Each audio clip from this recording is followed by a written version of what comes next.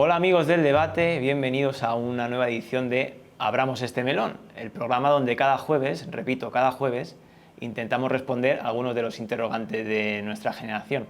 ¿Tú sabes, Natalia Cristóbal, por qué repito lo de cada jueves, cada jueves? No, ¿por qué repites? Porque va a llegar un día en el que a nuestros lectores, a ustedes, a vosotros, os va a llamar el CID de Tezanos y os va a decir que qué periódico escucháis, que qué video podcast seguís, y tenéis que decir pues que seguís el debate, que veis el Verdades Incómodas de Víctor Rubido y Ana Martín, que seguís los hechos probados de Alejandro Entrambas-Aguas y María Jamardo, porque si no lo decís bien, va a llegar como en el otoño del 23 y va a decir Tezanos que el debate no tiene lectores, y como entenderéis, primero es mentira y segundo, no nos lo podemos permitir. Dicho esto, estamos como siempre en el restaurante Griego Críticos, en el barrio de Chamberí, en pleno centro de Madrid, un sitio estupendo. Y sin más dilación, Natalia Cristóbal, bueno, para empezar, tenemos una silla vacía aquí. ¿Qué melón vamos a abrir y quién va a ocupar esta silla? Vale, pues ¿qué tal, Jorge? Hoy vamos a hablar de si sobran funcionarios en España, y para eso nos va a acompañar Javi Cabello, que le conoceréis en redes sociales como Ciudadano Alternativo. Tiene su podcast Por un Podcast y acaba de publicar su segundo libro, La gran estafa del poder, que viene después del que publicó, que es El sistema y la madre que lo parió, y creo que nos puede aportar pues muchos datos sobre este tema que surge muchas veces en las mesas, ¿no? En las sobremesas cuando hablamos los españoles. Pues le vamos a preguntar ya mismo. Pues Javi Cabello, pregunta corta, respuesta larga, como en los exámenes del colegio. ¿Sobran funcionarios en España? Bueno, buen melón, ¿eh? En primer lugar, muchas gracias por invitarme, es un placer estar aquí con vosotros. Y, a ver, es una cuestión que muchas veces pues, se trata de una manera pues, casi radical a veces, ¿no? El hecho de decir, oye, ¿sobran o no sobran? Vamos a ver, aquí creo que hay que poner las cosas un poco en su contexto, ¿no? Sobran, ¿vale? Creo que hay que ser claro. La respuesta corta es que sí, sobran. Pero, ¿sobran por qué? ¿Por qué sobran? Bueno, pues en primer lugar hay que entender cómo es el modelo productivo hoy en día de las empresas. Y es que nosotros tenemos una administración pública que se parece más a la de finales de los 80 que la de Big 2026. Quiero decir, o sea, no se puede entender hoy en día el mundo de la empresa, por ejemplo, con los avances tecnológicos, con la entrada de la inteligencia artificial, en fin, con los aumentos de productividad que está habiendo.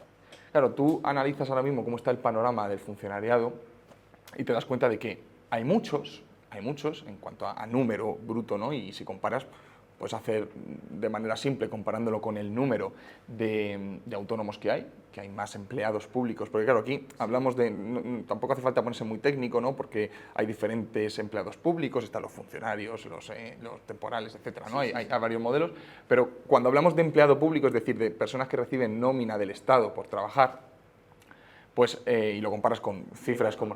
Correcto, lo comparas con cifras de autónomos, pues te das cuenta de que hay más, etcétera, ¿no? Y luego también depende, ¿no? Hay gente que te dice, es que tenemos menos que los estados nórdicos, ¿no? Que en Noruega, que en Finlandia, que en Dinamarca hay más. Vale, pero es que esos son temas que se abordan sin ningún tipo de criterio real, porque claro, lo que tendrías que tener en cuenta es si nos cuestan más o menos que allí, o si el ratio que hay por poblaciones, en fin, ¿no? Hay varias cosas. El tema es que en el sistema productivo que tenemos ahora mismo y en las condiciones que tenemos ahora mismo, y ahora si queréis entraremos un poquito en el detalle, el resumen es que sí, hay muchas cosas, muchos servicios que se están dando desde el Estado que o bien se podrían eliminar directamente, sí, o bien se podrían privatizar. Es simple, habría que entrar en un debate sobre qué habría que hacer, etcétera, ¿no? Pero efectivamente hay muchas cosas que no están actualizadas al siglo, al año que vivimos. Natalia. Bueno, en España es que además estamos batiendo récords de funcionarios. O sea, la subida respecto a hace unos años ahora es muy grande, muy evidente, y además es que, no sé, hay una tendencia que se percibe que cada vez más gente se plantea pues hacer una oposición y optar por esa opción por tener también más estabilidad, pues también porque el mercado es muy inestable actualmente. Entonces, no sé si eso es sostenible, llega un punto en el que esto pues puede colapsar o como estamos viendo. Vamos a ver, todos nosotros tres reaccionamos a incentivos, respondemos a incentivos. Y en un país como España, en una gestión como la de España, es lógico y normal que cada vez se plantee más gente opositar. Creo que para mí hay un punto de inflexión que es en la pandemia. De hecho, cualquiera puede ir a ver los datos sobre cómo la intención de los jóvenes españoles en sacarse una plaza pública o trabajar para el Estado se ha disparado desde la pandemia por el hecho de que vieron cómo mientras autónomos se arruinaban, pedían ERTEs o cualquier historia, el empleado público pues no. Y eso, pues la gente responde a incentivos, como te digo, y además, ya no solamente el tema de la estabilidad y la seguridad, que te la da, dentro de lo que cabe, quiero decir, porque yo hoy quiero soltar un melón, que es, la gente se piensa que por tener una plaza pública tienes el empleo asegurado. Sobre el papel sí, pero oye, que tú no sabes qué puede pasar en los próximos años. Un ajuste gordo por lo que sea. En un ajuste gordo, igual que el tema de cualquier tipo, correcto, y te puedes quedar fuera y espero que hayas aprovechado el tiempo y hayas aprendido cosas para luego buscarte trabajo fuera, ¿no? Pero también compensa, porque claro, miras al sector privado y te das cuenta que las condiciones pues no son buenas en la mayoría de los casos. Es que el salario mínimo es uno de los salarios más frecuentes en este país. Entonces dices, oye, pues me compensa con el coste de oportunidad gigantesco que eso te genera. Entonces, claro, te das cuenta que desde las administraciones cada vez hay más plazas públicas. Luego que hay que encontrar la variante de, oye, ¿cómo puedes aumentar tu red clientelar sacando puestos públicos, aumentando sus nóminas con un consejo de ministros? Hay muchas facilidades de poder tocar políticamente a toda esa gente. Que, ojo, mucha gente no compra el discurso político, no va por ahí, no va a conseguir que porque hayan sacado plazas públicas vaya a votarte de por vida, pero una parte sí, Y claro, si yo ahora mismo mañana montara un partido político, cosa que no va a suceder, pero si yo entrara diciendo voy a cargarme al 30% de la administración pública, cargarme, entendedme, ¿no? Probablemente tendría un problema con el sector. El incentivo gordo, aparte, también es el del sueldo. Más allá de la estabilidad del presunto, bueno, del que no te pueden teóricamente sobre el papel despedir, el punto quizá mayoritario es la conciliación, que es un concepto que entró muy fuerte también tras la pandemia, y el tema del sueldo. Hay una noticia de expansión que la estaba aquí cotillando ahora, que el empleado público cobra un 44% más que en el sector privado. Es que ese es el incentivo mayor. Al final, si una persona cobra 1.000 euros limpios, que es un poco la estimación que hacían, más que cualquier otro empleado en el sector privado, es decir, aquí la gente funciona por dinero y todos tenemos un precio. Totalmente. Sobre todo, y esto es muy importante, es que ese sueldo lo cobras desde el principio. Sí. ¿A dónde voy con esto? Que para mí, y aquí a lo mejor abro otro melón, pero que es el tema de la ambición de la gente.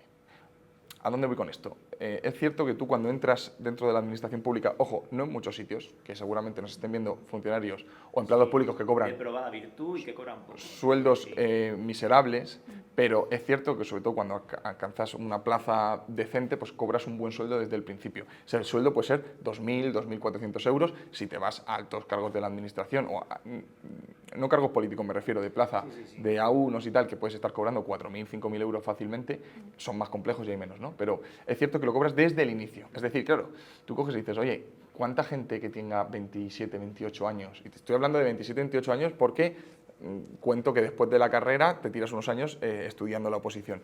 Cobra esos sueldos.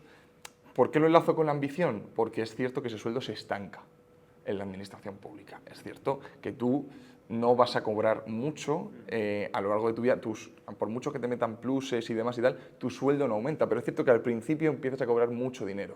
Esto pasa pero desde un militar, desde un oficial que entra, sale de la escuela y que durante los años que está estudiando está cobrando ya dinero por estar trabajando, estudiando la carrera en las academias generales militares, a cuando sale después, ¿no? que la progresión de tu salario no aumenta mucho, pero también de otros puestos que como están fijados, da igual la experiencia que tengas, si consigues la plaza, el puesto es tuyo. En la empresa privada no ocurre eso. Empiezas cobrando poco, pero tienes, bueno, pues lo que se dice, ¿no? No, tienes techo. Y ya no digo en la empresa privada, el que tenga el kiosco ahí puesto a la salida, sabe que tendrá años mejores o peores, pero que su sueldo va a ser el que es, con el agravante que se está jugando su patrimonio, el funcionario no. El funcionario no, efectivamente.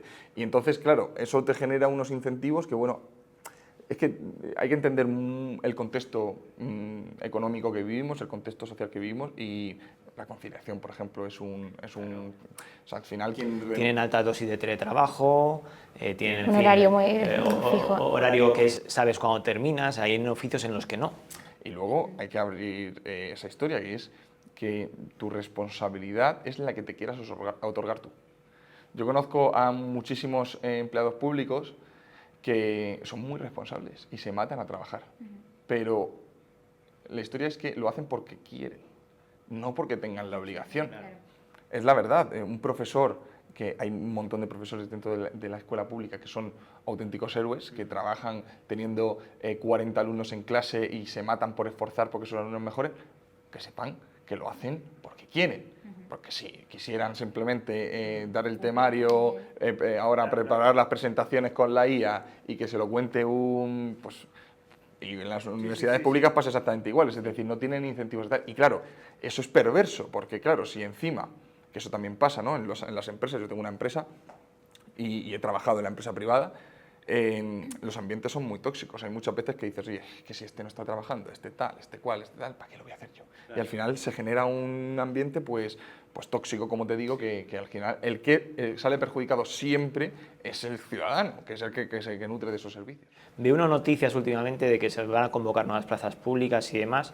Se viene escuchando también que la IA va a provocar un ajuste en el empleo, en lo que viene siendo en perfiles administrativos, más de tipo de oficina, pero eso en el sector público no se escucha, sino que se van convocando plazas, las tasas de reposición siguen siendo, aunque haya ciertas quejas, relativamente las mismas, es decir, la cifra de funcionarios no decae, a pesar de que viene la IA y se supone que se va a comer mucho de este empleo, pero 3 millones y pico de empleados públicos, administrativos sigue habiendo y parece que va a seguir habiendo, se convocan plazas siempre además con cierta proximidad a las elecciones de turno. ¿Tú eso cómo lo ves?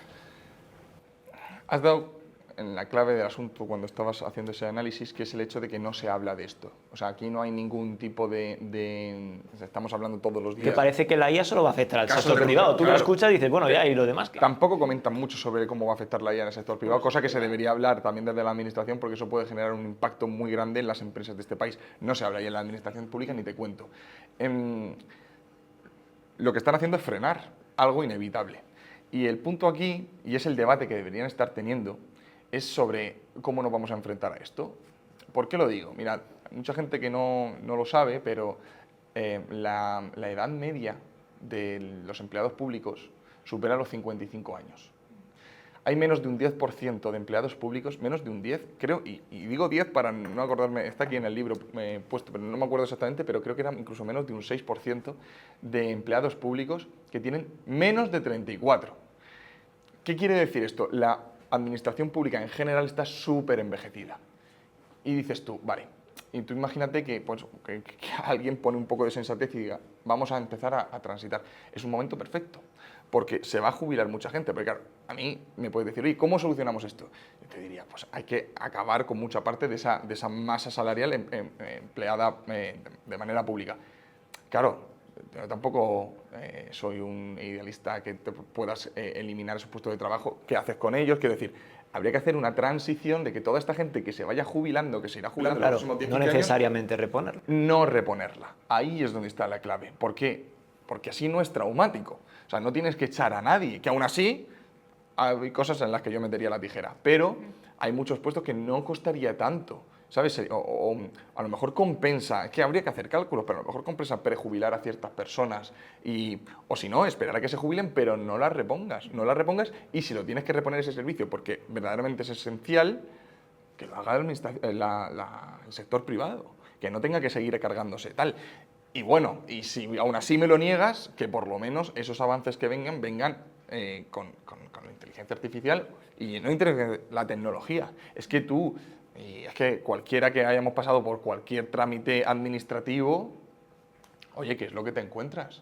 Y es que te encuentras que está, y sé que es el estereotipo y no quiero hacerlo, pero es que el estereotipo, los prejuicios, están por algo, porque que te encuentras a una señora, un señor mayor, utilizando el Windows XP, que no es capaz de sacarte la cita en tal sitio. Coño, es que nos reímos, no queremos señalar, pero es que es la verdad. Es que tú te vas a hacer cualquier trámite en tráfico y es lo que te encuentras, cuando eso no tiene ni pie ni cabeza. Entonces, creo que es el momento de transicionar, pero para eso, como en casi todos los melones grandes que hay que abrir en España, primero hay que hablar. Por eso os agradezco que estéis sacando este tema hoy. Natalia, ¿alguna duda? Porque quiero jugar a una cosa. Quiero hacer de abogado del diablo. Vale, hay muchos funcionarios, pero es verdad que también está creciendo la población y la población está creciendo a un nivel muy intenso y hay subsidios nuevos que tramitar, hay una población ya próxima a los 50 millones de habitantes y necesitamos gente.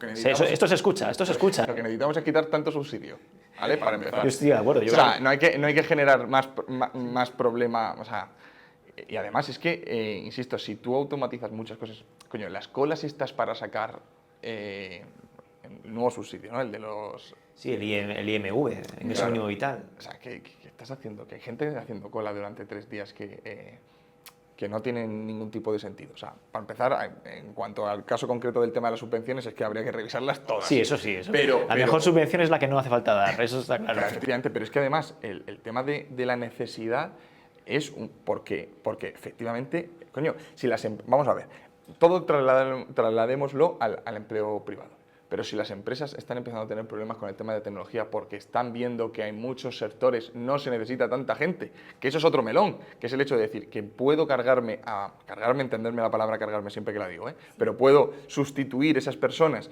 por tema tecnológico, que eso es al final productividad, que puede sonar traumático, pero es que la sociedad avanza así, es una creación, no me acuerdo el término, una creación destructiva, es decir, oye, pues cuando se destruye, que se crea, ¿no? Si eso está pasando en la empresa pública, en la empresa privada, ¿por qué no pasa en la empresa pública? Es que es una consecuencia que todo el mundo se tiene que adaptar en la empresa privada, porque si no, no sobrevive, pero en la empresa pública no hay incentivos para hacerlo. Y tú no puedes poner a personas de 50, 60 años a que empiecen a utilizar la inteligencia, porque no lo has hecho durante tanto tiempo y eso genera un petardo que acaba explotando. Bueno, y si no hay incentivos además para, o sea, en España, por ejemplo, más del 90 y mucho % son pymes, ¿no? Del tejido empresarial son pequeñas y medianas empresas. Sí, que esa estadística está aquí, pues si alguien lo quiere leer en este libro, está al milímetro, los datos de, en fin, porcentaje de cada tipo de empresa, cuántos empleados tiene. Pero poner en marcha, o sea, que una persona joven decida, o más mayor, decida poner en marcha una pequeña empresa, arriesgando pues su patrimonio, como he dicho antes, y también su futuro, porque eso te puede salir muy bien o muy mal, pero nadie te asegura nada, ¿no? No hay ningún tipo de incentivo, por lo que se ve, con ninguna política para que haya una creación de empresas, sino todo lo contrario, son trabas, que también lo explicas ahí, trabas desde que alguien quiere, dice, estoy creciendo un poquito, contrato a otra persona, este ya me supone este sueldo, que es el que yo podría dar, el que me gustaría si yo fuese asalariado, ¿no? Y bueno, son continuas trabas, mucha burocracia, que eso lo que hace es hacer que mucha gente diga, oye, no me compensa para nada sistema. Yo tengo muy claro una de las cosas que quieren hacer desde la administración o la política, que es, efectivamente, en España tenemos muy pocas empresas grandes. Si no recuerdo mal, son unas 6.000 empresas grandes. Tú hablabas del 98, es más, casi el 99% de las empresas en España son pymes, pero es que son pymes de menos de 10 trabajadores. O sea, quiero decir, es que son muy pequeñas, que al final eso te genera que, al final, cuanto más pequeño es, o sea, cuanto más pequeño eres, menos capacidad de inversión tienes, más te cuesta pagar salarios altos, etc. Los mayores salarios del país no lo tienen las startups pequeñas. Hombre, alguna tecnológica quizás sí, porque son 4 y han sacado un producto cojonudo, pero los grandes sueldos los tienen las grandes empresas.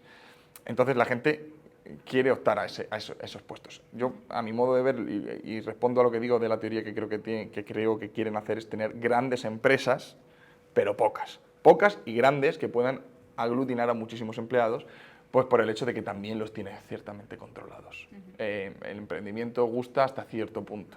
Y por eso yo siempre he dicho que emprender como tal, emprender un proyecto en España, no es tan complejo el inicio, las primeras piedras. Porque sí, te puede frenar, por ejemplo, el tema de la cuota de autónomo al principio, ¿qué tal? Pero bueno, ya en casi todos sitios está 0 al primer año y demás. Y normalmente, y esto es una recomendación personal, si tú vas a empezar un proyecto, que tu primer paso no sea darte de alta en el RETA. Claro. No lo hagas, ¿vale? No lo hagas, testea de la manera que puedas, que roce la línea, ya me entendéis, sí. Pero no te des de alta en el RETA. Y nadie lo hace, también te digo. El problema es el siguiente escalón. El contratar a la primera persona, por ejemplo. Ese es un gran escalón y un problema que tienes, porque te arriesgas muchísimo a contratar, porque después, a ver qué pasa Si se te va de baja, si lo tienes que echar porque no rinde como debería rendir, si te va mal y no puede...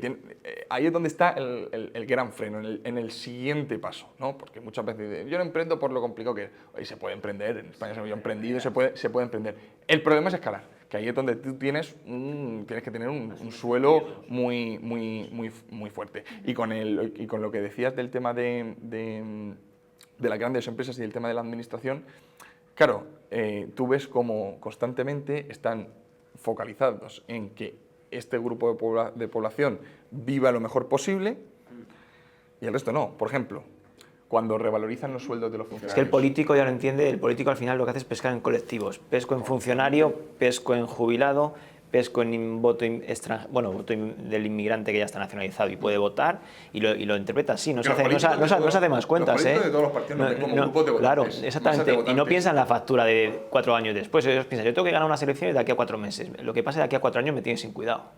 Yo creo que eso es un poco también lo que ocurre. Por cerrar este melón, Javi, de los funcionarios, 2 preguntas, una muy corta, es si esto tiene arreglo, y 2, si a ti te llegan mañana y te dicen, Javier Cabello, nuevo ministro de Administraciones Públicas, que eso existía antes, creo que era un ministerio que existía, ¿dónde metes tú la tijera o dónde haces el ajuste? Porque claro, también hay que decirle a la gente que de los 3 millones y pico de empleados públicos hay de todo. Hay el médico, el bombero, el que es un empleado público de probada virtud muy trabajador y el que es un colocado de una diputación, el que es un administrativo tendiente, en fin, que tiende a la vagancia. ¿Dónde meterías la tijera? Si tiene arreglo, ¿y dónde meterías la tijera? En primer lugar, me ha hecho gracia porque se nota que veo mi podcast, porque yo he hecho muchas veces la de si tú fueras ministro, ¿qué harías? Así que bien. Si tiene arreglo, por supuesto que lo tiene. Lo que no hay es voluntad para arreglarlo, pero por supuesto que tiene... arreglo tiene casi todo. Salvo la muerte, casi todo tiene arreglo. Lo que pasa es que necesitas voluntad. Y porque es un melón que no es fácil de hacer, ¿vale? Y yo ahora mismo te puedo decir alguna cosa, pero realmente no tengo ni idea. O sea, y tienes que bajar al tema de los números. Así que arreglo sí que hay. Ahora, si yo fuera ministro, ¿y qué haría? ¿Dónde metería la tijera? En primer lugar, lo primero que haría, y no estoy esquivando la pregunta, pero lo primero que haría sería rodearme de ciertos perfiles que saben mucho de esto, del sector privado, para que hicieran un estudio concreto de cómo estamos, porque me da miedo saber la realidad que hay detrás de todo esto. O sea, me da miedo, por ejemplo, el tema de la gente, asentismo laboral que tiene que haber ahí, los ratios de productividad, si es que los calculan, habría que verlo, porque creo que si entráramos de verdad en lo profundo, veríamos que están trabajando 4. Y asusta. Y trabajando como deberían, me refiero, eso por un lado. Entonces, ese estudio hay que hacerlo, en primer lugar. Y segundo, ¿dónde metería yo la tijera? Pues mira, yo metería muchísimo la tijera en puro trámite administrativo en cuanto a la parte de regulación. O sea, es que creo que una de las cosas que falta a España es un ministerio de la desregularización. Ya hay mucha gente tramitando muchísimo papeleo sobre el tema de regulación. Te pongo un ejemplo, gente tramitando que para que yo construya aquí un edificio tienes que pasar 45.000 controles. Esos 45.000 controles, cada uno tiene un departamento encargado de tramitar que lo que está haciendo este tío lo está haciendo bien. Todo eso, si te cargaras ese trámite burocrático, te cargas un montón de puestos de trabajo. Porque claro, lo fácil sería decir, no, privatizo la educación. Sí, claro. Esto es un melón gigantesco que habría que discutir de si tal, no sé cuánto, que yo en parte estoy a favor en bastantes cosas, pero que hay un porcentaje de la administración dependiente de la regulación gigante, y por ahí es donde yo entraba. Pero claro, para eso primero tienes que eliminar muchísima traba regulatoria para que luego esa gente no haga falta. Bueno, pues hasta aquí este episodio de Abramos este melón. Hemos tocado el tema de los funcionarios, espinoso, porque es un... Claro, nosotros lo podemos tocar porque no nos va la votación en ello. Quiero decir, a nosotros no nos va a votar nadie en primavera, ni vamos a tener ningún tipo de problema. Entonces, con lo cual lo podemos abordar con toda libertad. Así que hacemos como la última vez, les recomendamos que nos sugieran en comentarios, ya sea en el periódico, en redes sociales o a través de YouTube, melones que queramos que abran, o incluso invitados que queréis que vengan a esta silla blanca que ha estrenado hoy Javi Cabello. Así que sin más, os esperamos en el próximo episodio.